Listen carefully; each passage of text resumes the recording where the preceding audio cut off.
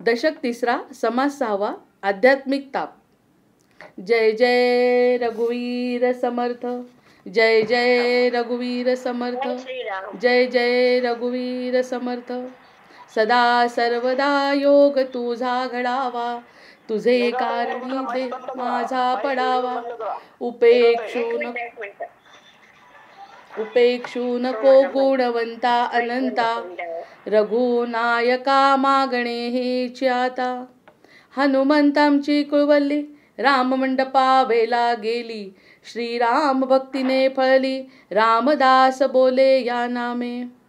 शुका सारिखे पूर्ण वैराग्य जाचे, वसिष्ठा परिज्ञान योगेश्वराचे. कवी वाल्मिका सारिखा मान्याईसा, नमस्कार माझा सद्गुरु रामदासा. जयाचा जगी जन्म नामार्थ झाला, जयाने सदा वास नामात केला.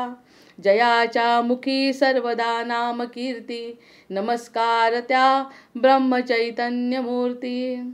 आहे तू जननी मदीय नकळे अज्ञान मी लेकरू, घाली गे निज प्रेम पाखर सदा दूरी नको गे करू. प्रेमे बाहत मुक्त कंठ करुनी, नाही दुजे बंधन. प्रल्हादा गुरुराजयानित तुम्हा, माझे असो वंदन, माझे असो वंदन, माझे असो वंदन. गणेश शारदा चैव सद्गुरु सज्जनस्तथा, आराध्य दैवतं गुह्यं सर्वं मे रघुनंदना. गणेश शारदा सद्गुरु संत सज्जन कुळेश्वरू, सर्व ही माझा रघुवीरू सद्गुरु रूपे श्रीराम.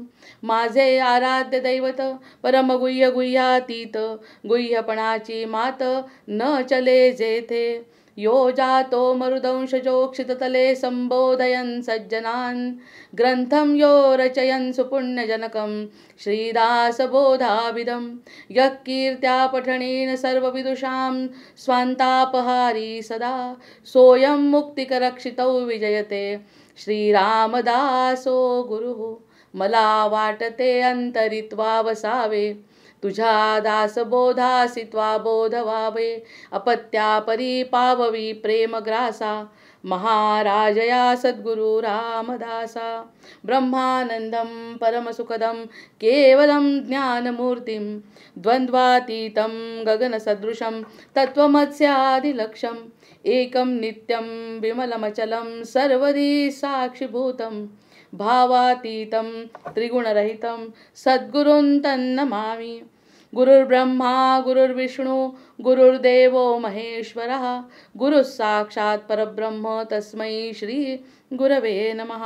अनेन प्रियतां देवो भगवान् जानकीपतिः, श्रीरामचन्द्र प्रीत्यर्थ श्रीरामचन्द्र पूर्वेषामस्माकं कुलदैवतं. श्रोता वक्ता श्रीराम समर्थ.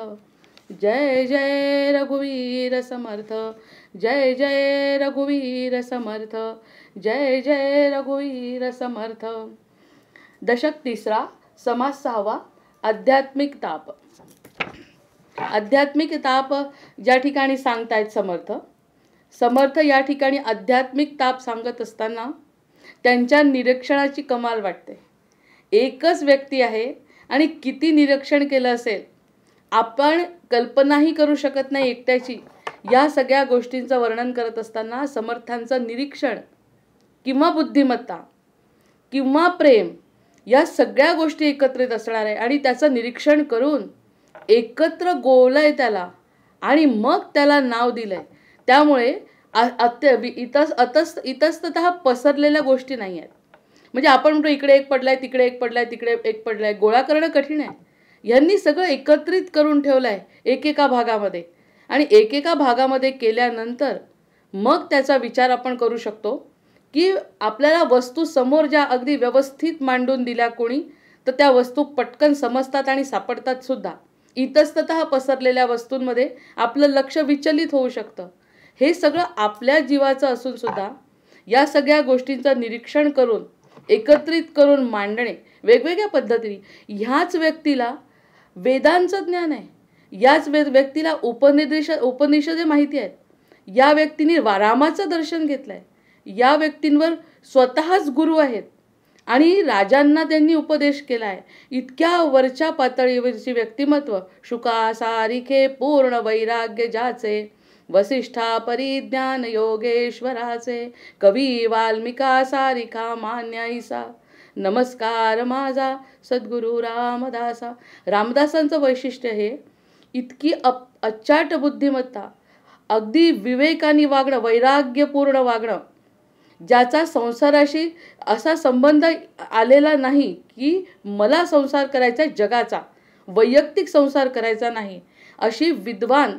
आता एखादा जर आपण या ठिकाणी विचार केला, एखादा माणूस जे स्पेशलायझेशन करतो, विशेष प्रावीण्य एखाद्या गोष्टीमध्ये जेव्हा प्राप्त करतो, तेव्हा त्याला साध्या गोष्टी बोलता येत नाही. मला सुद्धा इवन जर कोणी म्हटलं, माझा स्वतःचा अनुभव या क्षेत्रात असा आहे की समजा माझं पोस्ट ग्रॅज्युएशन झालं आहे, तर मी पहिली दुसरीला शिकवू नाही शकत. त्यांना म्हणते तुम्ही 7वी 8वीपर्यंत स्वतः दुसऱ्या बाईंकडून शिका आणि त्या पातळीपर्यंत आल्यानंतर मी तुम्हाला काहीच सांगू शकणार नाही. मला अ ब क ड वगैरे शिकवता येत नाही. पण जर एकदा मुलगी तयार झाली, 7वी 8वी 9वीत गेली की मी 10वीला तिचा भार उचलणार, 10वीला उचलणार, 12वीला उचलणार. आणि समजा एखाद्या शिक्षकांनी म्हटलं, आमच्या मॅनेजमेंटनी जर म्हटलं की तुम्ही ग्रॅज्युएशनला शिकवाल का? हो, ग्रॅज्युएशनला शिकवेल. तुम्ही पोस्ट ग्रॅज्युएशन शिकवाल? हो, पोस्ट ग्रॅज्युएशनला शिकवेल. आनंद, अत्यानंद की मला पोस्ट ग्रॅज्युएशनला शिकवायला मिळते. तुम्ही कोणी PhDला गायडन्स कराल का? करू शकाल का? हो, मी प्रयत्न करीन. म्हणजे सतत वर जाण्याचा प्रयत्न माझा. पण खालच्या पहिलीतल्या मुलाला शिकवा म्हटलं, नाही नाही, मला समजणार नाही, मला जमणार नाही, मला या गोष्टी शक्य नाही, असं आपण म्हणतो की नाही. जितकं ज्ञानाची पातळी वाढली असं आपण समजतो, तितकं खालच्या लोकांना आपण कमी लेखतो. हे अगदी सर्वसामान्य नियम आहे. मग अफाट बुद्धिमत्ता असलेला, अगदी शुकासारखं वैराग्य असलेला मनुष्य जर अतिशय साध्या साध्या गोष्टी जर आपल्याला सांगतोय, म्हणजे त्याच्या बुद्धीची झेप. मनोजवम मारुततुल्य वेगम जितेंद्रियम बुद्धिमतां वरिष्ठम वातात्मजम वानरयूथ मुख्यम श्रीरामदूतम शरणम प्रपद्ये. त्यांचं कसं रूप घेतात हनुमंत? छोटं म्हणजे छोट्यात छोटं, मोठं म्हणजे इतकं मोठं की कोणीही त्या इतका बलाढ्य कोणी नाही, असं दोन्ही सांभाळणारी व्यक्ती विरळी नाही का? अगदी दुर्मिळ नाही का? हा अतिशय महत्त्वाचा विचार या समासांच्या आधी अगदी प्रस्तावनेच्या रूपात मांडायला हरकत नाही. आत्तापर्यंत जे सांगत होते आपल्याला पटत होतं की त्यांना ज्ञान आहे. ज्ञानी व्यक्ती हे सगळं सांगणारच ना हो. MSc झालेली व्यक्ती आहे, ती BScला जर शिकवत असेल, 12वीला शिकवत असेल, ज्ञान अपेक्षितच आहे. पण MSc झालेली मुलगी जर पहिलीच्या मुलांना घेऊन बसली आणि ती त्या प्रमाणात शिकवू शकली, तर मग आपण त्या बुद्धीची झेप आहे. लहानांनाही शिकवता येतं बरं आणि मोठ्यांनाही शिकवता येतं. इतकं बारीक निरीक्षण प्रत्येकाचं करणं, म्हणजे असं व्यक्तिमत्व जेव्हा डोळ्यासमोर येतं आणि जेव्हा त्यांच्या गोष्टी आपल्या हातात पडतात, ह्या गोष्टी मलाही समजू शकतात. असं वाटतं की अगदी बालक आहे, अज्ञानी माणूस आहे, अगदी अज्ञानातला अज्ञानी माणूस. हे जे ताप आहेत ना, ते सगळे माहिती आहेत. पण त्याचं एकत्रित सुसूत्रीकरण करणं, त्याचा वेगळा समाज करणं, अच्छा म्हणजे या भागात आपण मोडतो, तर हा जर भाग झाला तर असा त्रास आहे का, तो झाला तर तसा त्रास आहे का, म्हणजे सगळं ऑर्गनाईज करून दिलं आहे. आजकालच्या क्षेत्रामध्ये आपण ऑर्गनाईज म्हणतो ना, सगळ्या गोष्टी अगदी व्यवस्थापन केलेलं आहे त्या गोष्टीचं, तर मग आपल्याला पटकन समजतात. आणि आपल्यासारख्या साधारण अज्ञानी माणसाला समजवणं इतकी सोपी गोष्ट नाही. त्यामुळे त्या पातळीवर येऊन सांगितलेला हा समास आहे, हे अगदी पहिल्यांदा सांगायला पाहिजे. आणि असं सांगू शकतो जो व्यक्ती या पातळीवर येऊन सांगतो, त्याला अगदी हृदयापासून प्रणाम. कारण ह्या गोष्टी आम्हाला माहिती होत्या, पण सांगत असताना एकत्र कसं केलं ह्याचा विचार करतो, तेव्हा त्याची बुद्धिमत्ता कळते.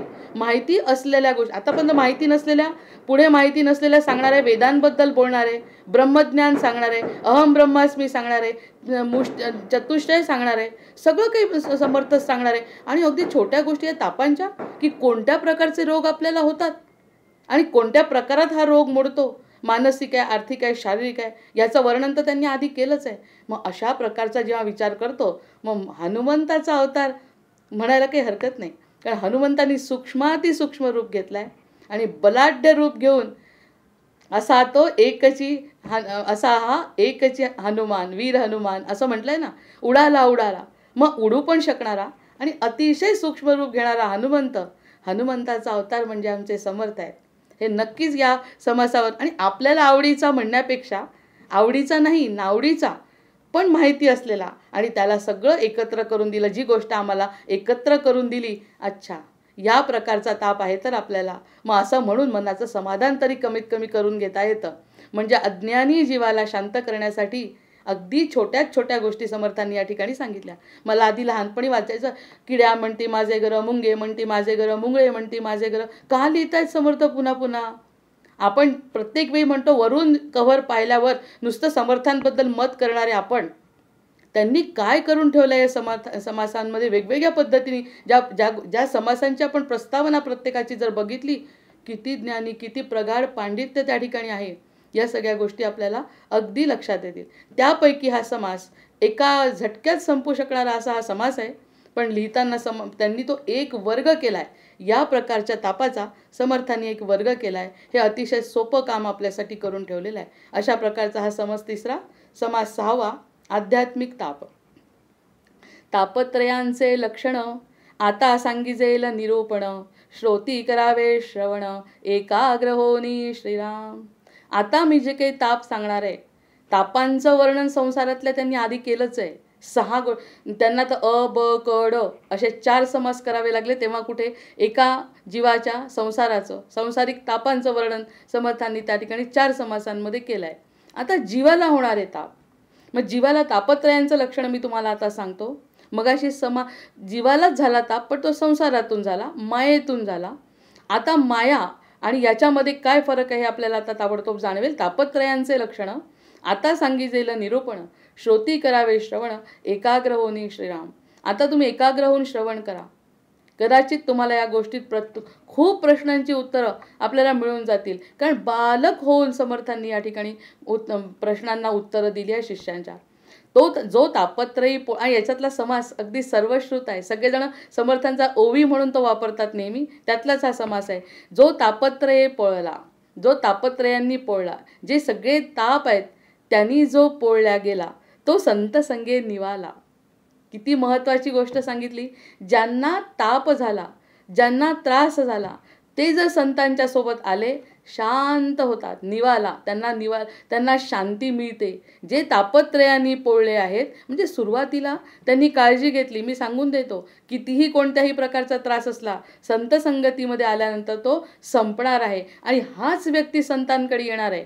हे सुद्धा एक प्रकारचं अध्यरूत वाक्य समर्थ या ठिकाणी सांगतायत. जो तापत्रय पोळला, तो संत संगे निवाला, अर्थभूत तोषला पदार्थ जेवी. सगळं काही झालंय भोगून, आता काय झालंय की आर्तपणे एखाद्या गोष्टीची गरज, तळमळ वाटायला लागली.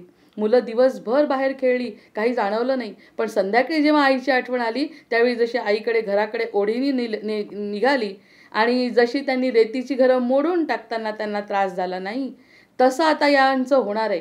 कारण इतका पोळलाय तो त्रासांनी, की अशा त्रासांनी जो पोळलेला आहे. आणि आपण आपल्या समाजामध्ये जर विचार केला, आपण आपल्या मायेमध्ये जर विचार केला, ज्याला त्रास आहे कोणत्याही गोष्टीचा, आर्थिक असो, शारीरिक असो, मानसिक असो, असा कोणताही त्रास असला तर दुसरा व्यक्ती आपल्याला जवळ करत नाही. संसाराचा नियम आहे. तुमचं सगळं चांगलं तर तुम्ही चांगले. तुमच्याकडे कोणत्याही गोष्टीची कमतरता असली की आपल्याला वाईट टाकल्याशिवाय लोकांना बरं वाटत नाही. मग संसाराचा नियम आहे, त्रास संसारामुळेच आहे आणि संसार आपल्याला स्वीकारत नाही. उलट संसार आपल्याला एकटा टाकतो. पण उलट परमार्थ जिथून सुरू होतो, ज्या ठिकाणी संसार संपतो, ज्या ठिकाणी संसाराची बाधा संपते, संसार मनानी करणं थांबलं, त्या ठिकाणी संतांच्या ठिकाणी बाकी निवाला आहे. म्हणजे संतांची जी काही पाठवणी केली आहे किंवा झाली आहे, ती फक्त जीवाच्या कल्याणाकरता. यावरती अध्यवृत व्हायला आता हरकत नाही. जो तापत्रय पोळला, तो संत संगे निवाला, आर्तभूत तोषला पदार्थ जेवी. कोणतीही समस्या अशी नाही की ज्याच्यावरती उत्तर नाही. कितीही तापाने पोळला असला तरी संतांकडे गेल्यावरती त्याला समस्येवर उत्तर नाही, असं शक्य नाही. नंतर क्षुधाक्रांतास मिळे अन्न. आता जसं एखाद्याला भूक लागली आहे, अतिशय जोरात, पुन्हा समर्थ संसारातलीच उदाहरणं देत आहेत. खूप भूक लागली आणि एखाद्याने अन्न दिलं तर कसं वाटतं? त्याच्या चेहऱ्यावरचं समाधान बघा. इतका भुकेलेला भिकारी आला, ज्याला अन्नाची कमतरता आहे, तो अन्नाचा कमतरता असलेला आपल्याकडे आला कोणी, आणि त्याला जर कोणी काही दिलं तर त्याच्या चेहऱ्यावरचं समाधान वर्णन करतायत की क्षुधाकांतास मिळे अन्न. जसं एखाद्याला भूक लागली, त्याला जर अन्न मिळालं तर.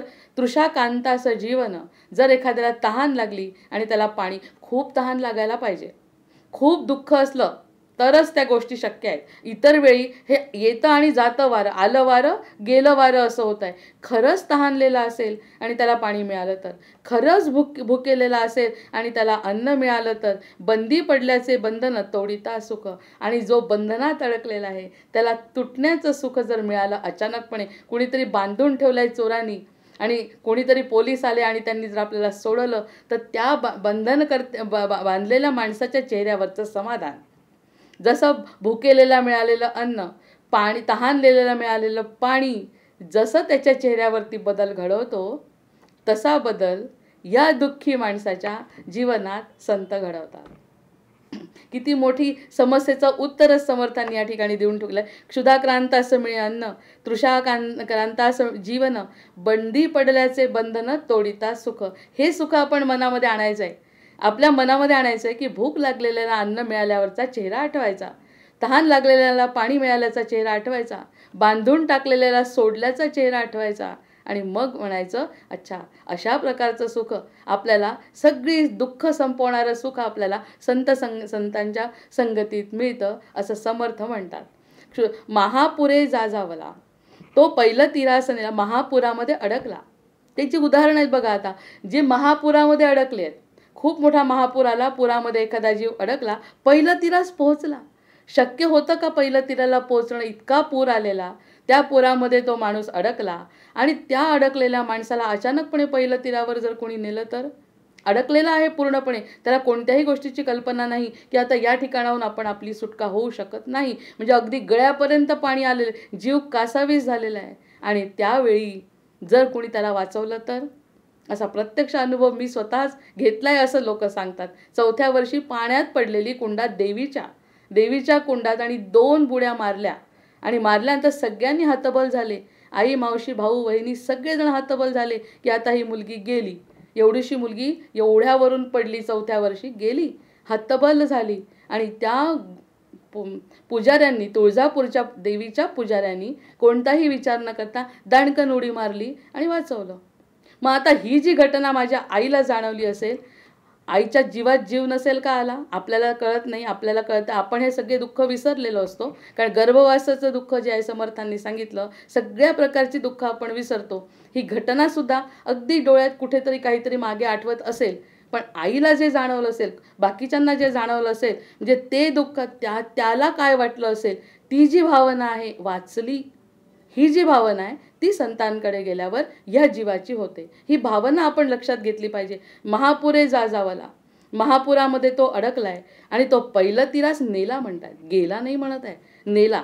जर पहिलं तिराला काहीतरी अडकण आली, जसं त्या पुजाऱ्यांनी उडी मारली आणि फ्रॉक धरून उचललं, तसं कोणीतरी नेलं, कोणाच्या तरी रूपामध्ये कोणीतरी आलं आणि तो पहिलं तिराला नेला. का तो स्वप्नीचेला स्वप्नदुःखी, आणि जो स्वप्नदुःखी जो होता त्याला असं वाटत होतं की आपण बुडलो, तो स्वप्नदुःखी न राहता त्याला प्रत्यक्षामध्ये पहिलं तीर सापडला. याची सगळ्यांची उदाहरणं कशासाठी?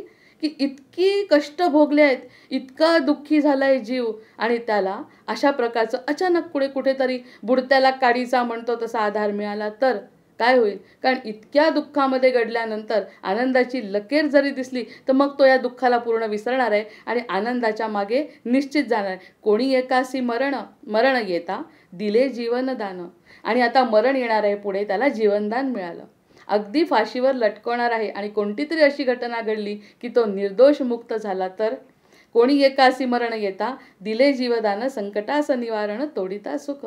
आणि यातून मिळालेलं सुख जे आहे, संकट सोडून ते सुख आपण कल्पना करायची आहे. कल्पना कोणती करायची आहे? की इतक्या कठीण प्रसंगामध्ये अचानकपणे पुन्हा आमच्या प्रसंगात आलेला असा प्रसंग आहे की 4था अटॅक आलेला, 4था हार्ट अटॅक, हृदय विकाराचा 4था झटका, ज्या ठिकाणी सगळेजण म्हणतात की आता हा जो 4था आला त्या ठिकाणी वाचणं केवळ अशक्य आहे.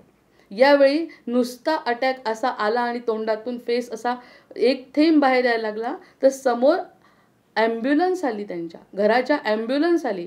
आणि ॲम्ब्युलन्स कशा मागेवर लिहिलं होतं ॲम्ब्युलन्सवर, श्री स्वामी समर्थ, श्री स्वामी समर्थांची ॲम्ब्युलन्स आली आणि पूर्ण कार्डियक सुसज्ज ॲम्ब्युलन्स आली.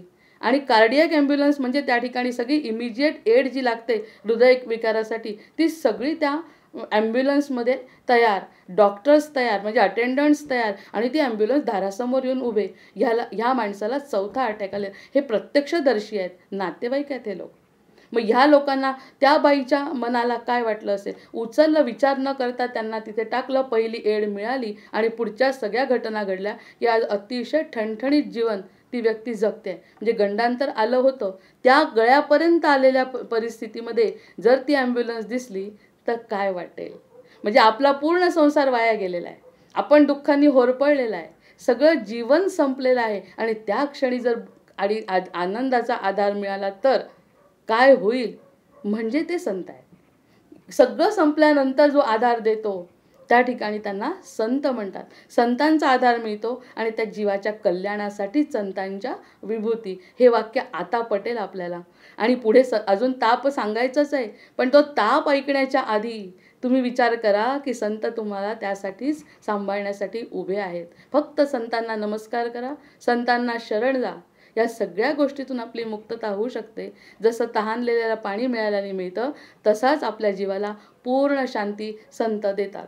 महापुरे जाजावला तो पहिला तिरासा नेला, का तो स्वप्नीचा चैला, स्वप्न दुःखी श्रीराम, कोणी एकासी मरण येता दिले जीवदान, संकटास निवारण तोडिता सुख.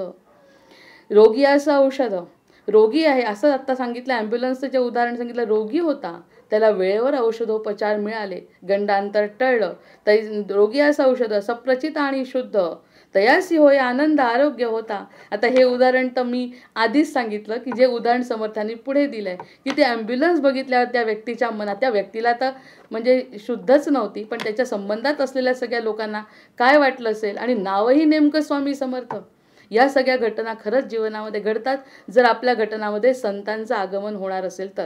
संतांचं आगमन होणार, जीवाचं कल्याण होणार, हे जर विधिलिखित असेल, कधी काळची जन्माची तपश्चर्या फळाला आली असेल, तर या सगळ्या घटना आपल्या प्रत्येकाच्या जीवनात एकदा ना एकदा तरी घडतात, आणि तेव्हापासून तरी माणूस बदलला पाहिजे अशी अपेक्षा आपल्याला संत सांगतात. रोगी असे औषध सप्रचित आणि शुद्ध, तयासी होय आनंद आरोग्य होता. आणि हे जे आरोग्य मिळालंय, हे आरोग्य म्हणजे पुनर्जन्म. पुष्कळ जण म्हणतात आम्ही अगदी भोज्जा करून आलोय, अगदी हात लावलाय वरती आणि खाली आलोय, इतकं दिवाळं निघालं होतं घराचं, पण त्या दिवाळ्याखोरीतून आम्ही बाहेर निघालो, आणि तेव्हा जी शक्ती आम्हाला साह्य करत होती तेव्हापासून आमची सगळी वृत्तीच बदलली. ती शक्ती जीवनात आली तर वृत्ती बदलली. हा वृत्तीतला पालट घडणे म्हणजे ही आपल्याला तापत्रयापासून मुक्तता मिळणे. हे आवश्यक आहे. हे अशा प्रकारची संकट येणं आवश्यक आहे, आणि त्यामुळे संतांचे चरण आपल्या मनामध्ये येतात आणि त्या चरणांचा आधार आपल्याला मिळतो. सुखात संतांकडे जाणं फार कठीण आहे, ती सुखसाधना वेगळी आहे, पण दुःखामध्ये जाणं हे दुःख त्याच्याचसाठी दिलेलं आहे, किंवा आपल्या प्रारब्धाप्रमाणे जे दुःख येतात, कोणत्याही प्रकारचं दुःख आलं तरी संत सावरून घेतात. त्यामुळे दुःखातूनच मुक्ती आहे, हाही एक मार्ग या ठिकाणी आपल्याला निश्चित सापडू शकतो. कोणी एकासी मरण येता दिले जीवनदान, संकटाचं निवारण तोडिता सुख श्रीराम. रोगी असं औषध सप्रचित आणि शुद्ध, प्रचिती दिली आहे आणि शुद्ध प्रचिती आहे. या ठिकाणी कोणतीही अपेक्षा नाही आहे, कोणत्याही निरपेक्ष सेवा त्या ठिकाणी मिळाली आहे. कोणती अपेक्षा केली सद्गुरूंनी? त्यांच्या ठिकाणी ती ॲम्ब्युलन्स पाठवली, त्या ठिकाणी त्यांचा वैयक्तिक स्वार्थ काही नाही. तुझं कल्याण अपेक्षित आहे मला, आणि तुझं कल्याण होण्याची ही वेळ आहे. आता तर यातून सावर, मी आता ही वेळ तुला दिली आहे. या वेळेनंतरही जरा पुनरावृत्ती टाळायची असेल तर आता तुला तुझ्या वृत्तीमध्ये बदल करावा लागेल. अशी ती सप्रचित आणि शुद्ध अशी परिस्थिती आपल्यासाठी निर्माण होते. तयासी होय आनंद आरोग्य होता. जे नाही ते मिळालंय, आरोग्य गेलं आरोग्य मिळालं, पैसा गेला पैसा मिळाला, आणि सगळं काही मला जर वापस मिळालं गेलेलं, तर मला तो जो आनंद मिळतोय तो संतांकडे मिळतो. ही त्याची प्रस्तावना आहे, अजून रोगाची सुरुवातच झालेली नाही. रोग जेव्हा सांगतात तेव्हा रोग तर फटाफट संपणार आहे, कारण रोगांची फक्त नावं, आणि तीही जुन्या काळची नावं या समासामध्ये दिली आहेत. तर हा प्रकार पहिला, आपल्या तापांचा हा पहिला प्रकार समर्थ या ठिकाणी सांगतायत. तैसा संसारे दुःखवला, असा संसारामध्ये ज्याला दुःख होतं, त्रिविध तापे पोळला. त्रिविध ताप, एकच ताप नाही, तिन्ही प्रकारच्या तापांनी पोळला तरी सुद्धा एखाद्याच्या जीवनामध्ये इतकी संकट असतात की त्या संकटांची सुद्धा सवय होते. आणि ती सवय झाल्यानंतर तो व्यक्ती म्हणतो हे माहितीच आहे मला, ह्याच्यापेक्षा मेलेल्याला काय दुःख होणार आहे अजून, या पद्धतीने तो स्थिर होऊन जातो. मग त्रिविध तापे पोळला तोची एक अधिकारी झाला परमार्थाची. ही ओवी दासबोधातली अतिशय महत्त्वाची ओवी म्हणून सगळेजण नेहमीच वापरतात. दासबोध म्हटलं की काही ज्या ठराविक ओव्या आहे त्यातली ही अतिशय महत्त्वाची ओवी आहे की तैसा संसारे दुखवला त्रिविध तापे पोळला तोची एक अधिकारी झाला परमार्थासी. परमार्थ करण्याला अधिकारी कोण? ज्यांनी त्रिविध ताप भोगले आहेत, कुंतीसारखं दुःख भोगलंय आणि द्रौपदीसारखं दुःख ज्यांनी भोगलंय, सीतेसारखा वनवास ज्यांनी भोगलाय, जे जे दुःखात आहे त्या कशाला ज्ञानेश्वरांचा ताप, तुकाराम महाराजांचा ताप, हे सगळे जे जे भोगलेले लोक आहेत, दुःखाने व्याकुळ झालेले लोक जे आहेत, ते सगळे अधिकारी आहेत परमार्थाचे. ज्यांना ज्यांना दुःख झालं आणि ज्यांनी ज्यांनी त्या दुःखामध्ये परमेश्वराची आराधना केली ते सगळे परमार्थाचे अधिकारी आहेत. कारण दुःखामध्ये दुःखात राहून पुन्हा पुनर्जन्माला आकृष्ट करणारे मूर्ख आहेत. ते पडत मूर्ख आहे, साधे मूर्ख आहेत, ते सगळे ते सोडले.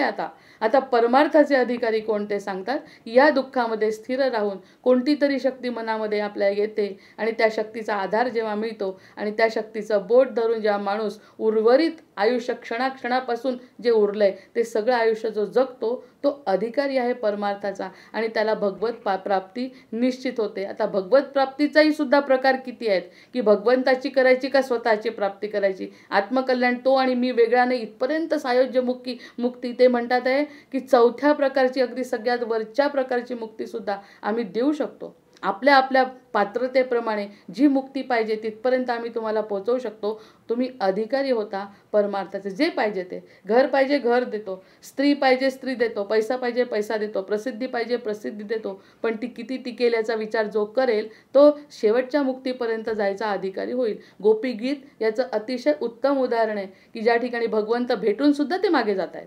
स्वतः प्रत्यक्ष भगवंतासोबत क्रीडा करतायत तरी सुद्धा भगवंत गायब होत आहेत कारण त्यांच्या मनामध्ये माया उत्पन्न होते. मग मायेचा जोपर्यंत पगडा संपत नाही तोपर्यंत भगवंत वेगवेगळ्या परीक्षा घेत राहतात आणि परमार्थाचे अधिकारी उत्तराधिकारी करत राहतात. तैसा संसारे दुखवला त्रिविध तापे पोळला तोची एक अधिकारी झाला परमार्थासी श्रीराम. ते त्रिविध ताप ते कैसे. आता ते त्रिविध ताप कोणते? ते जे त्रिविध आतापर्यंत जे सांगितलं ते दुःख, आतापर्यंत जे आपण बघितलं एवढ्या 3 समासांमध्ये ते दुःख. आता ते त्रिविध ताप आहेत कोणते जे आपण टाळू नाही शकत. ते दुःख टाळू शकला असता, ते जे दुःख आहे ना आताचं संसारातलं, कदाचित विवेकाने विचार केला असता तर कदाचित एक संसार करून त्यांनी थांबवून पुन्हा परमार्थाकडे वळण्याची शक्यता होती. पौरुष प्रयत्न केले असते, विवेक जागृत झाला असता तर कदाचित शक्य आहे.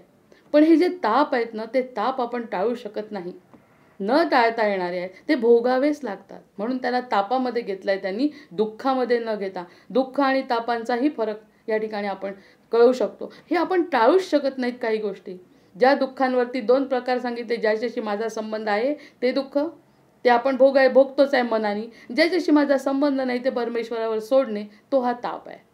मग असा ताप आहे की ज्याच्याशी माझा काडीचाही संबंध नाही. असे त्रिविध ताप ते कैसे आता बोलीजे तैसे ये विषय ये कैसे वाक्याधार.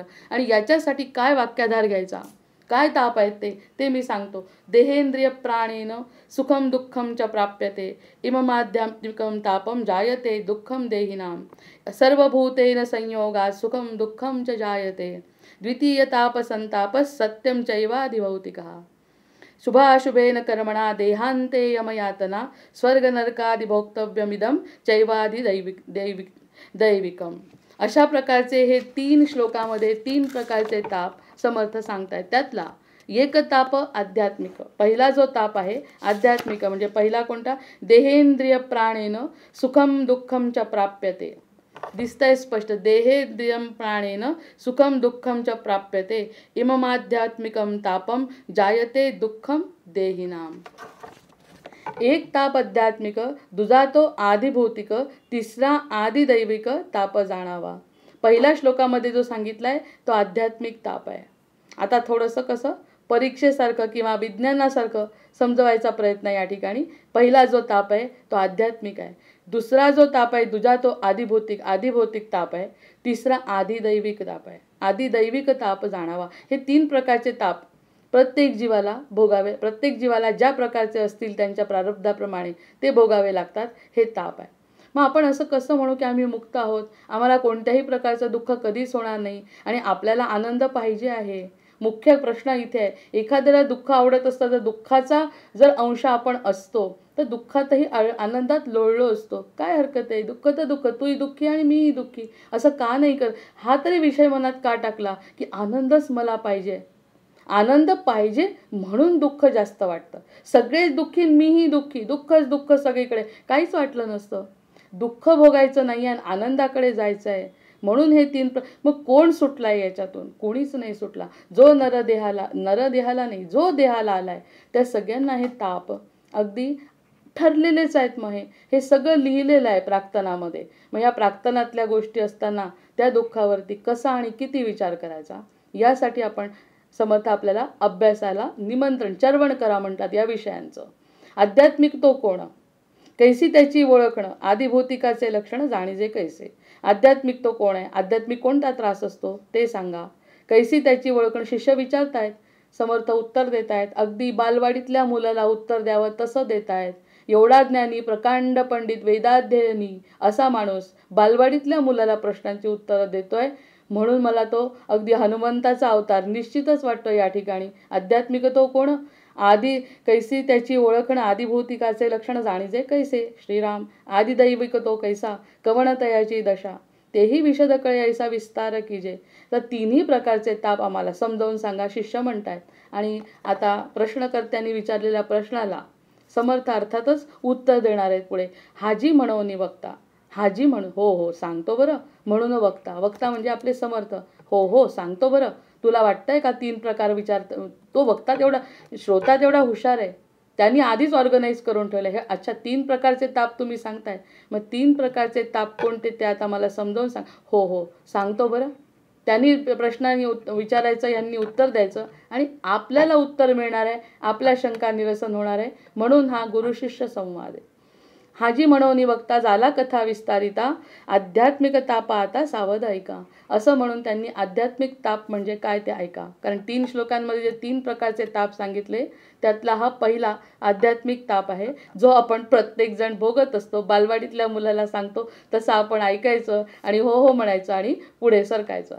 देहामधून जे आले, जे देहामधून आले, इंद्रिये प्राणे दुःख झाले, ते आध्यात्मिक बोलिले तापत्रयी. देहामधून जे काही दुःख आले, इंद्रियांमधून जे दुःख आलं, ते जे इंद्रियांमधून आलेलं दुःख जे प्राण्यांनी भोगलं ते आध्यात्मिकमध्ये जायचं. तापत्रयांमधल्या आध्यात्मिकमध्ये ते इंद्रियांमधून आलेले, देहामधून आलेले जे ताप आहेत ते सगळे आता त्यांनी त्याला नाव दिलंय आध्यात्मिक ताप.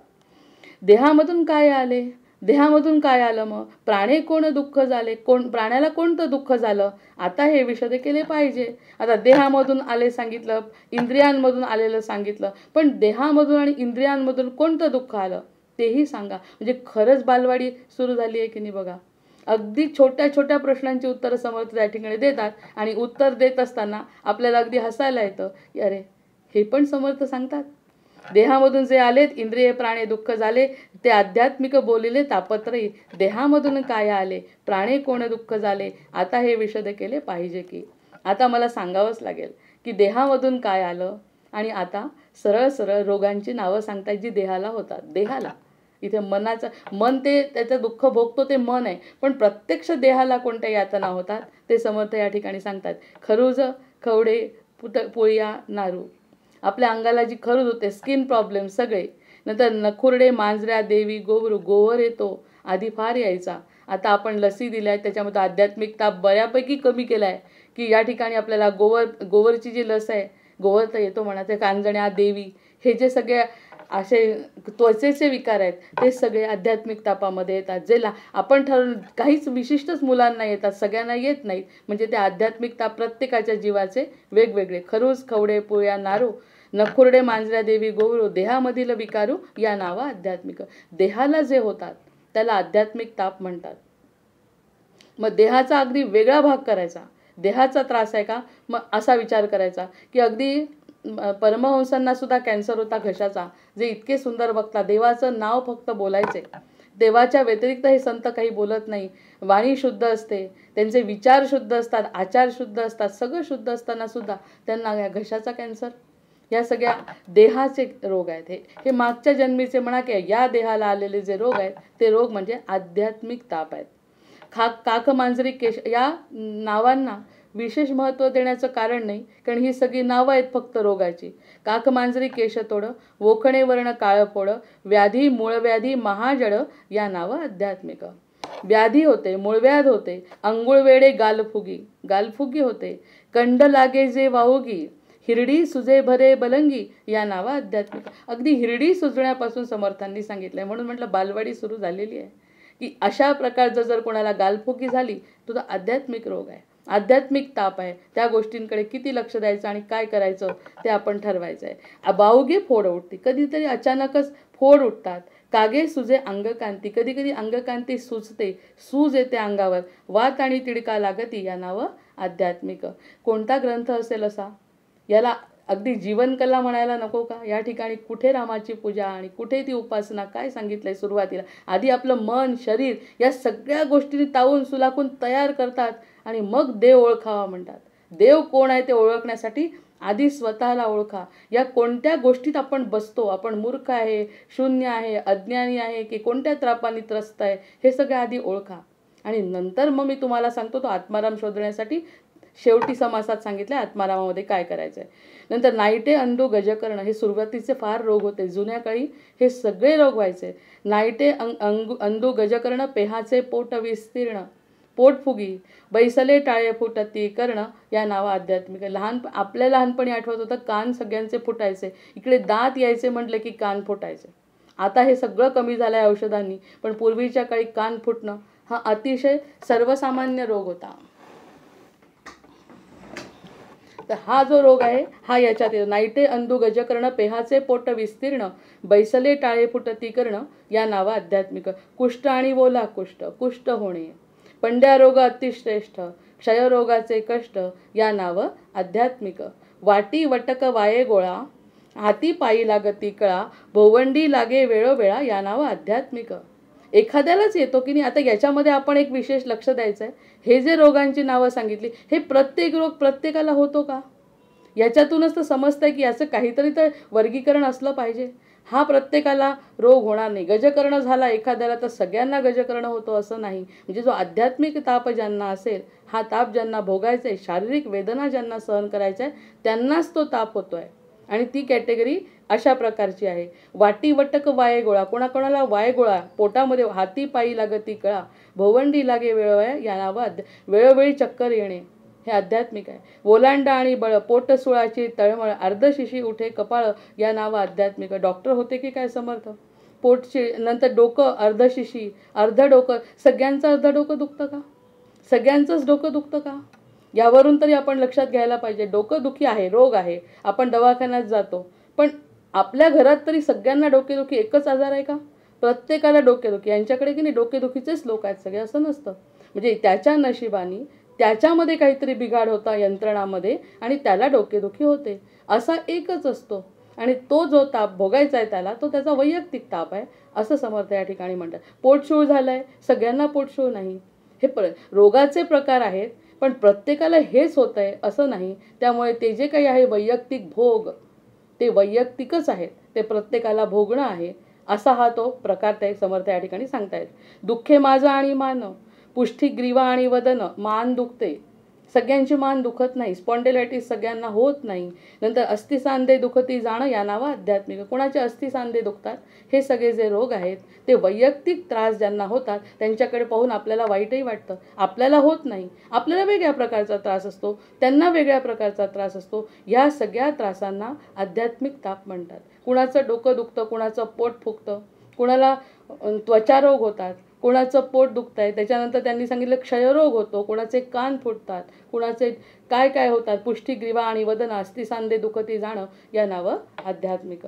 कुळिक तळ कामिणी, मुरमास सुंठरे माळिणी, विदेशी लागले पाणी या नावं आध्यात्मिक. माळिणी होतात, इतका त्रास होतो त्या माळिणीचा. ते डोळ्याभोवती, अंगाभोवती, छातीभोवती, पोटाभोवती, हाताला त्या ज्या काही नाही, माळिणी म्हणजे डोळ्याचा रोग आहे. ते दुसरी ती सर्पाचा रोग वेगळा आहे.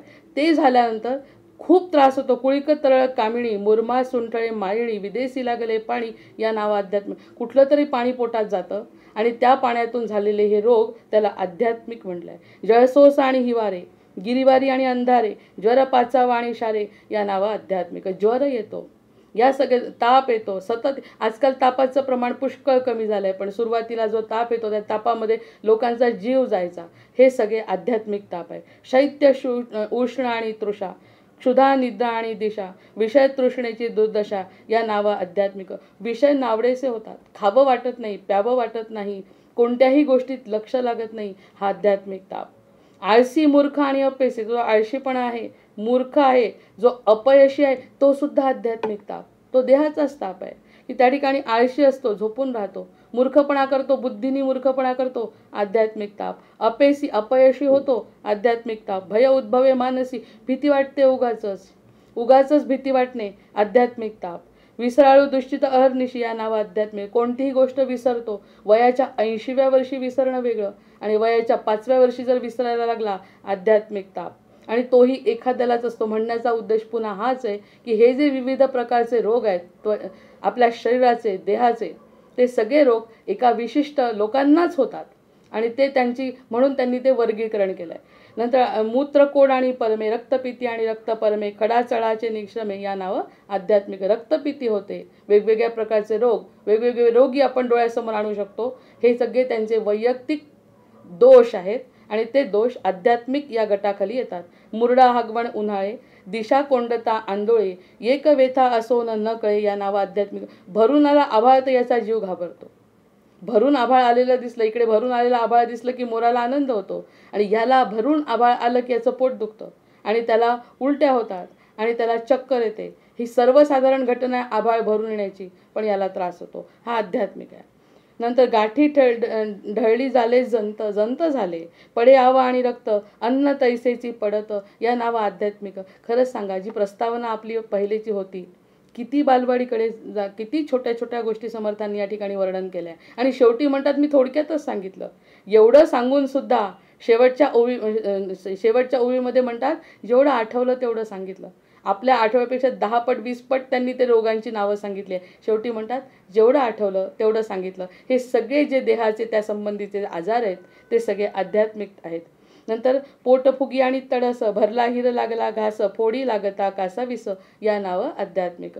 या सगळ्या जीव जो कासावीस होतो हा आध्यात्मिक रोग आहे, आध्यात्मिक ताप आहे. उचकी लागली उसित गेला, पित्त उसळले उलाट झाला, खरे पडसा आणि खोकला या नावा आध्यात्मिक. उचकी लागली जोरात, ही उचकी सुद्धा साधी गोष्ट नाही आहे. एखादी उचकी अशी येते जीव घेणी की जीव घेऊन जाते, तो आध्यात्मिक ताप आहे. गळसोट्या आणि जीभ झडे, जीभ झडून जाते, पडजीभ झडून जाते, सदामुखी दुर्गंधी पडे, दंतहीन लागती किळे या नावा आध्यात्मिक. दंतहीन होतो. प्रत्येकाचे दात पडतात का? नाही पडत. ज्याचे पडतात त्यांचा तो आध्यात्मिक ताप आहे. जी काही दुर्गंधी येते प्रत्येकाची होते का? नाही होत. ती दुर्दशा कोणाची होते? ज्यांच्या नशिबानी हे सगळे ताप आहेत. मग ह्या गोष्टी आपण खरंच टाळू शकतो का? आपले आईवडील, त्या आईवडिलांनी जे करायचं सगळ्या मुलांना सारखं केलं, पण एखाद्या मुलाला जो त्रास होतो तो आध्यात्मिक ताप असतो. तो आपल्याला स्वीकारण्याशिवाय पर्याय नाही. जरंडी घोळाणा गंडमाळा, अवचिता स्वये फुटे डोळा, कधी कधी डोळा फुटतो. जाता जाता मुलं खेळत असतात. मुलं खेळत असताना 10 लोक जातात, त्यातल्या एकाच माणसाचा एकच डोळा फुटतो. हा आध्यात्मिक ताप आहे. खरंच अशा गोष्टी घडतात की ज्या गोष्टी कालपर्यंत चांगला डोळा होता आणि आज फुटला, तो निमित्त झाला मुलगा आपला डोळा फुटण्याला.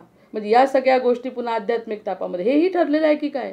मग रामायण जसं लिहिलं वाल्मिकींनी रामाच्या जन्माच्या आधी, तसं आपलं सुद्धा लिहिलेलंच असणार आहे कुठेतरी. त्यामुळेच त्या गोष्टी बरोबर तशा घडतात. हे जर ठरलंय तर स्वीकारण्याशिवाय पर्याय नाही.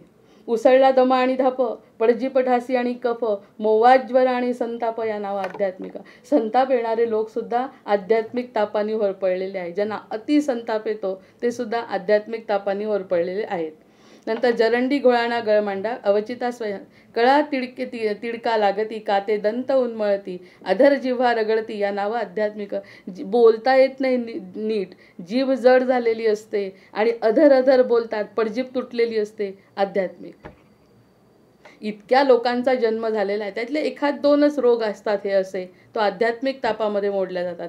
कर्णदुःख, नेत्रदुःख, नंतर नाना दुःखे घडे शोक, गर्भांध आणि नपुंसक या नावा आध्यात्मिक. जर नपुंसक असेल, गर्भांध असेल, गर्भामध्येच अंध झालेला आहे, आता त्याचा काय दोष? अजून जन्मालाच यायचा आहे, कोणत्याही प्रकारचं पाप आणि पुण्य घडलेलं त्याच्या हातून नाहीच आहे कर्म, तरीसुद्धा गर्भामध्येच अंध असा तो जन्माला येतो, नपुंसक म्हणून जन्माला येतो, नाक फुटतं, डोळे फुटतात. हे सगळे आध्यात्मिक ताप आहे, देहाचे ताप आहे. हे जर आपल्याला कळलं तर आपली बुद्धी स्थिर करण्याला या गोष्टीची मदत होते. आता ही जे आपल्या डोक्यात येतंय की खरंच इतके रोग आहे, याच्यातला एकही आपल्याला नाही अजून तरी, अशाने सुद्धा आनंद होईल. आणि एखादा असेल त्याच्यावर माझा काय इलाज आहे? आध्यात्मिक ताप आहे. म्हणजे दोन्ही दृष्टीने दासबोध वाचनानी, समर्थ कृपेनी यातून आपल्याला मनाला शांती नक्कीच मिळू शकते. कर्णदुःख, नेत्रदुःख, नाना दुःखे घडे शोक, गर्भांध आणि नपुंसक या नावं आध्यात्मिक. फुले वड साणी पडळे, कीड करता रातांधळे, दुश्चित्त भ्रमिष्ठ आणि खुळे या नावं आध्यात्मिक. भ्रमिष्ठ, खुळ्यासारखं वागतो. किती हुशार मुलं असतात. एक आई म्हणते 4 मुलं आहेत आईला, एक अति हुशार आहे, बुद्धिमान, आणि कितका मूर्ख आहे की एकाच आईची मुलं 2, पण ते त्याचं वैयक्तिक आयुष्य आहे. हा बुद्धिवान निपजणे हे त्याचा आध्यात्मिक कर्म, आध्यात्मिक ताप त्याचा मध्ये आला नाही, आणि त्याचा आला. आई वडील एकच, शरीर एकाच आईवडिलांचं आहे, पण ताप त्याचा वैयक्तिक आहे. मुके बहिरे राखोटे, थोडे चळले आणि वेडे, पांगुळ कुऱ्हे आणि पावडे या नावं आध्यात्मिक. 19 वर्षाचा मुलगा या ठिकाणी आम्ही बघतोय, 19 वर्ष त्याला उठता येत नाही, बसता येत नाही, नुसता लुळा आहे.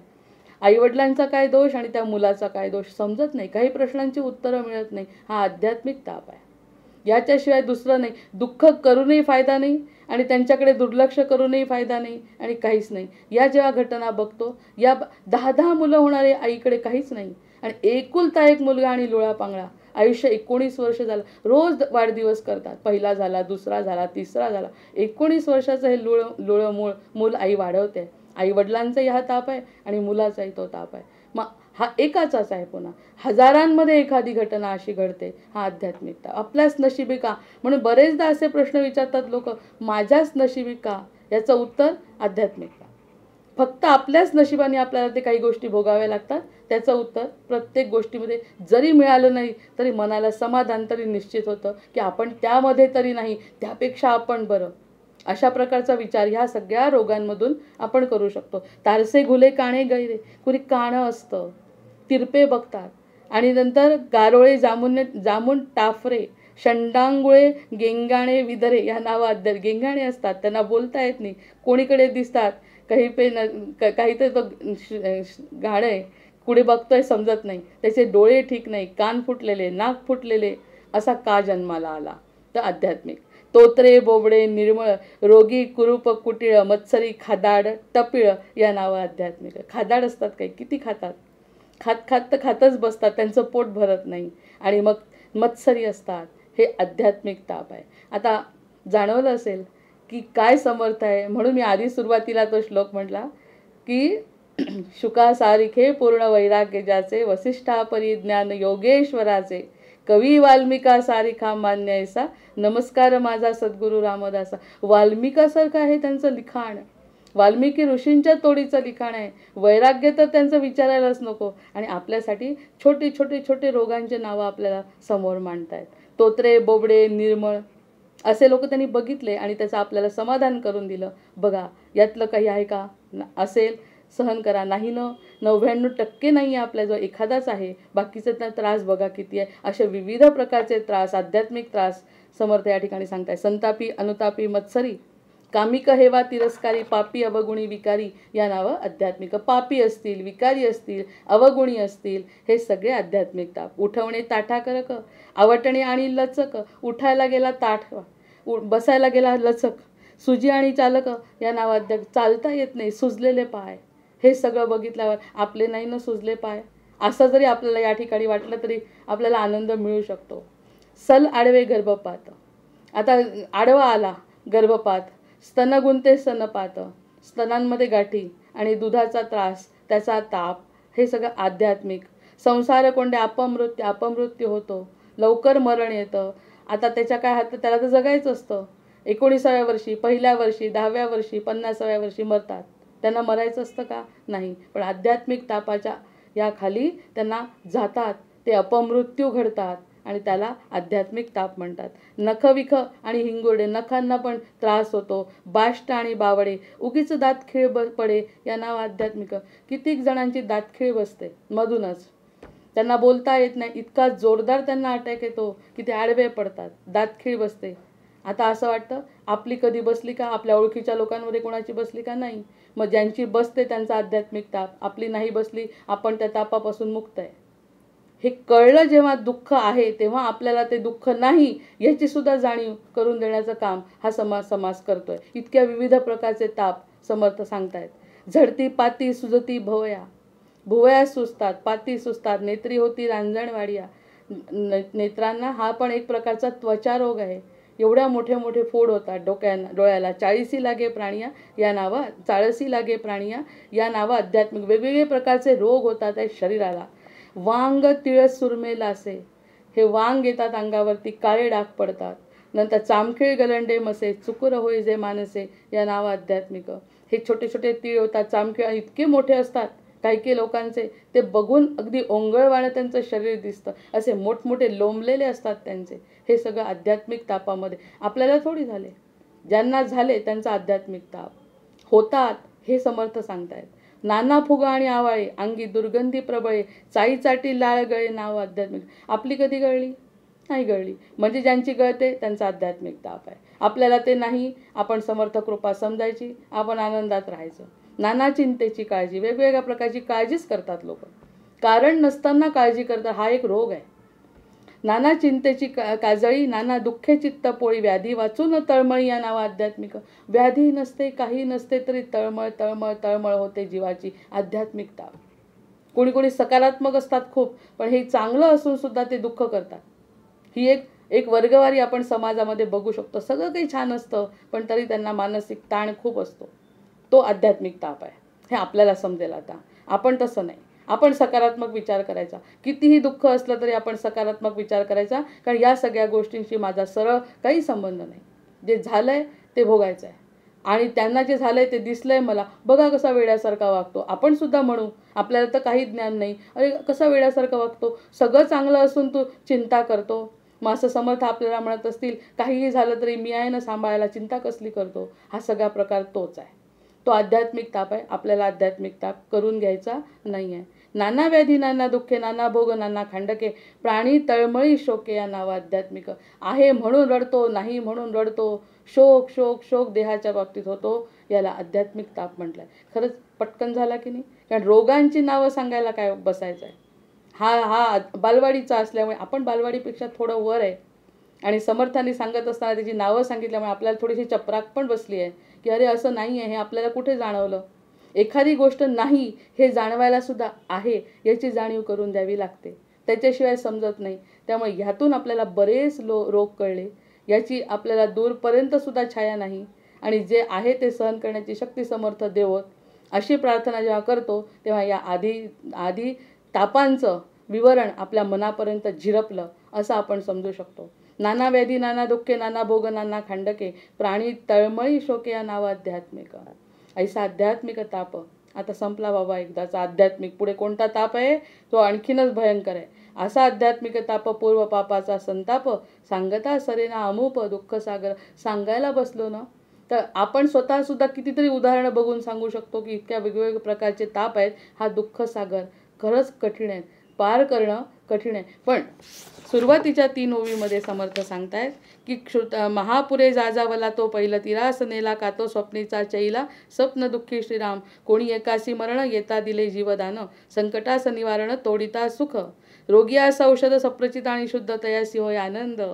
आरोग्य होता तैसा संसारे दुःखवला, त्रिविध तापे पळला तोची एक अधिकारी झाला परमार्थासी. असा कितीही तापाने पोळलेला असला तरी जर तू परमार्थाचा अधिकारी होशील, जर तू संतांकडे येशील तर परमार्थाचा अधिकारी होशील. असं संसारामध्ये कोण एवढी ग्वाही देत आहे सांगा? जे संत देतात, जे समर्थ समजावून आपल्याला बोट दाखवत आहेत की संतांकडे चला, ह्या प्रकारचा तापमध्ये तुम्ही नाही आहे तरी सहन करा आणि संतांकडे चला, तुम्हाला पहिलं तिराला लावल्याचा आनंद आत्ताच मिळेल आहे. ऐसा आध्यात्मिक ताप पूर्व पापाचा संताप, सांगता सरेना अमूप दुःख सागर श्रीराम. हा दुःखाचा सागर सांगितलं बसलं तर सरणार नाही. आणि आपल्याला दुःखाची साधना करायची नाही. त्यामुळे सुखाची साधना करण्यासाठी फक्त माहिती, असं माहिती सांगून झटकन पुढे जात आहेत समर्थ या ठिकाणी. बहुत काय बोलावे, काय बोलायचं याच्यावरती जास्त समजून जा. आता जे काही देहाला त्रास आहे, आता आपण तेवढे बुद्धिवान आहोत. आता बालवडीतला जरी त्यांनी सांगितलं, आपण पहिलीत आहे. त्यामुळे कोणत्या प्रकारचा ताप आहे, शरीराचा कोणता ताप आहे, शरीराची व्याधी आहे, मन त्यात अडकलं आहे का, या गोष्टीचं आपण आत्मपरीक्षण करून विचार केला तर बहुत काय बोलावे, श्रोती संकेते जाणावे. संकेताने ओळखून घ्या म्हणतात. आता एवढे संकेत तुम्हाला पुरेसे आहे. असा असा प्रकारचा ताप असेल, असा असा प्रकारचा ताप जर दिसला, असं असं दुःख जर ते दिसलं, तर आध्यात्मिक ताप तो असतो. आणि तो आपल्या आपल्या पाठीला लागून जन्मापासूनच येतो, ठरलेला आहे तो. मला का या प्रश्नाचं उत्तर आपल्याला कुणालाही देता येत नाही. शिवाजी महाराजांना गुडघ्याचा रोग जर नसता झाला आणि अजून जगले असते, त्याला काही उत्तर आहे? इतकं मोठं कार्य त्यांना करायचं होतं. भगवंताची कृपा होती. भवानींनी तलवार दिलेली. अशी व्यक्ती, तिला गुडघ्याचा रोग झाला आणि अचानक अपमृत्यू, कमी वयातच महाराज गेले. आणि जो त्यांचा शत्रू, तो 100 वर्ष गाठतोय. मग ह्या सगळ्या गोष्टी आपण देवाला जर उत्तरं मागितली, देवा त्याला 100 वर्ष आणि चांगल्या व्यक्तीला 50, असं काही नसतं. हा जो वैयक्तिक ताप आहे, हे वैयक्तिक दुःख आहे, ते पूर्ण वैयक्तिक आहे. त्याला स्वीकारण्याच्याशिवाय पर्याय नाही. शिवाजी महाराज आणि आपला औरंगजेब या सगळ्यामध्ये जर फरक पाहिला, त्यांना भवानींनी तलवार दिलेली अशी व्यक्ती, जी समर्थांची शिष्य, स्वतः समर्थांना सुद्धा शारीरिक त्रास, आपल्या महाराजांना सुद्धा शारीरिक त्रास, हे जे त्रास आहेत ते त्रास आदिभौतिक आधी आध्यात्मिक तापामध्ये येतात.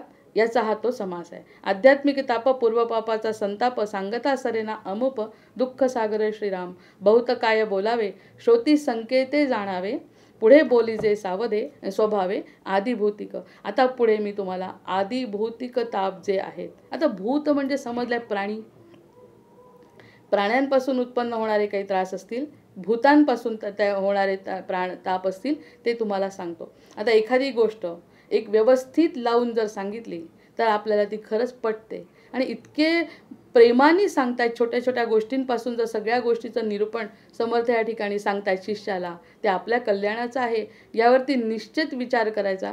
आणि नुसत्या वरून कोणत्याही गोष्टीचा विचार न करता त्यांनी किती खाली जाऊन प्रत्येक गोष्टीचं उत्तर देण्याचा प्रयत्न केला आहे, ह्याचा विचार करून समर्थांच्या ऋणामध्ये राहायची तयारी ठेवायची, त्यांना शरण जायचं. एवढं बाकी आपण निश्चित करू शकतो, कारण त्यांनीच ग्वाही दिली आहे की माझ्याजवळ जो येतो तो भवसागर तरतो. जय जय रघुवीर समर्थ. मी 5 ओव्या वाचते पुढच्या. इति श्री दासबोधे गुरुशिष्य संवादे आध्यात्मिक ताप निरूपण नाम समास षष्ठ. समास 7वा आदिभौतिक ताप. मागा झाले निरूपण आध्यात्मिकाचे लक्षण, आता आदिभौतिक तो कोण सांगिजेल श्रीराम. सर्वभूतेन संयोगा सुखम दुःखम च जायते, द्वितीय ताप संताप सत्यम चैवादिभौतिकः. सर्वभूतांचे संयोगे सुख दुःख उपजो लागे, ताप होता मनभंगे या नाव आदिभौतिक श्रीराम. तरी या आदिभौतिकाचे लक्षण प्रांजळ करू निरूपण, जेणे अनुभवास ये पूर्ण ओळखी तापत्रयाची श्रीराम. ठेचा लागती मोडती काटे, विजती शस्त्रांचे घायटे, सलसिलका आणि सराटे या नाव आदिभौतिक श्रीराम. अंग्या आणि काचकुई अवचटा लागे शरीरी, गांधील येऊन दंश करी या नाव आदिभौतिक श्रीराम. जय जय रघुवीर. आता प्राणी येत आहेत सोबत आणि प्राण्यांपासून होणारे त्रास समर्थ या ठिकाणी सांगतील, ते आपण पुढच्या वेळेस ऐकू. जय जय रघुवीर समर्थ. जय जय रघुवीर समर्थ. जय जय रघुवीर समर्थ.